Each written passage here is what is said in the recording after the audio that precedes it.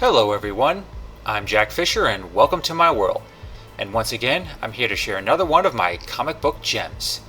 Like actual gems, they come in many forms and from various sources. What makes them great depends on many factors.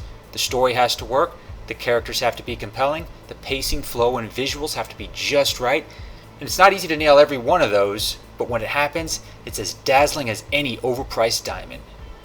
These paperback gems tell a wide variety of stories, ranging from epic sagas of great complexity to just pure cartoonish fun.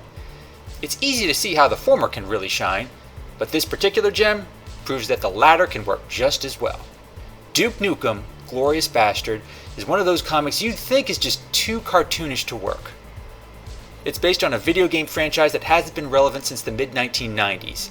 It features a main character who takes every overly macho stereotype and turns it up to 11.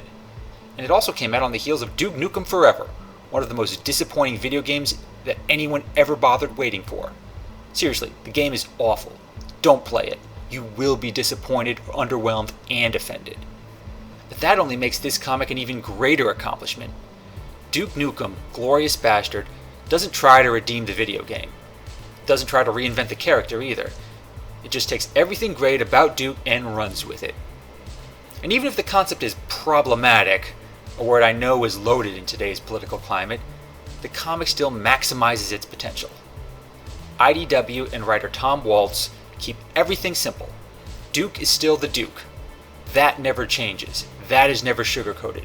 He loves his beer, he loves his women, and showing off how insanely manly he is. That's not just the core of all things Duke Nukem, that's just all there needs to be for him. For this particular story, the action starts when an old face from his past visits to send him on a mission. One that involves time travel, UFOs, and Nazi superweapons. Yes, it's as crude as it sounds. Yes, it's as absurd as it sounds. And yes, it's also insanely fun from start to finish. There's no forced melodrama or thematic complexity. Duke has a chance to fight aliens, kill Nazis, and be badass while doing it, and he takes full advantage of it. We're just along for the ride. And it is a hell of a ride. Elaborate tech, history, and sci-fi tropes are kept to a minimum. This story is all about Duke Nukem showing off and doing what he does best. As simple as that story is, it's not entirely mindless fun. There are some twists and turns along the way. There are also a few supporting characters who really find a way to shine alongside Duke. His female cohort, the French Tickler, does a lot more than just look hot in a miniskirt, which is admittedly challenging in the world of Duke Nukem, but she still finds a way to stand out and contribute to the story in a meaningful way.